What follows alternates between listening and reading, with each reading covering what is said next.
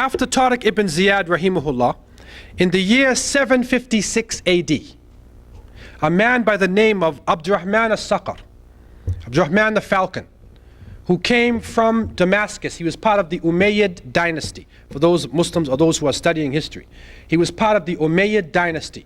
He fled because of an internal war that was going on. He fled to Andalusia. And he established, the people accepted him as their ruler, and he established a dynasty, a very important dynasty of Umayyads who were living there. And he was able to immediately establish his capital. He took Cordoba, we would say Cortaba. He took it as his capital, and he ruled from 756 to 788.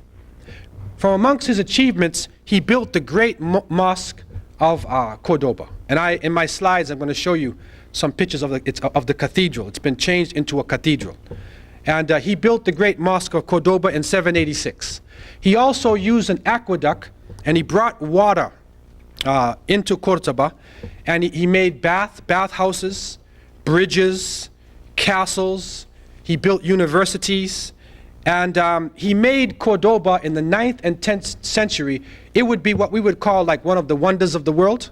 They use this terminology, the wonders of the world. Cordoba at that time would have been one of the wonders of the world. And the reason why I say that is because at that time there were over 200,000 houses. This is the 9th and the 10th century, the Dark Ages, right? So that there's no other major city functioning in Western Europe. 200,000 houses, 600 mosques, 900 public baths, 50 hospitals.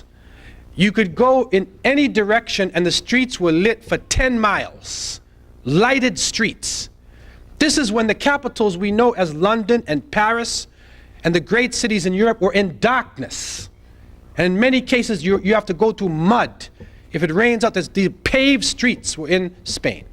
And so the great leaders and intellectuals of Europe went down into Andalusia, to Toledo and to Seville, to the universities to study, and then took it back to the different areas of Europe, and they were able to develop the great universities that we know today.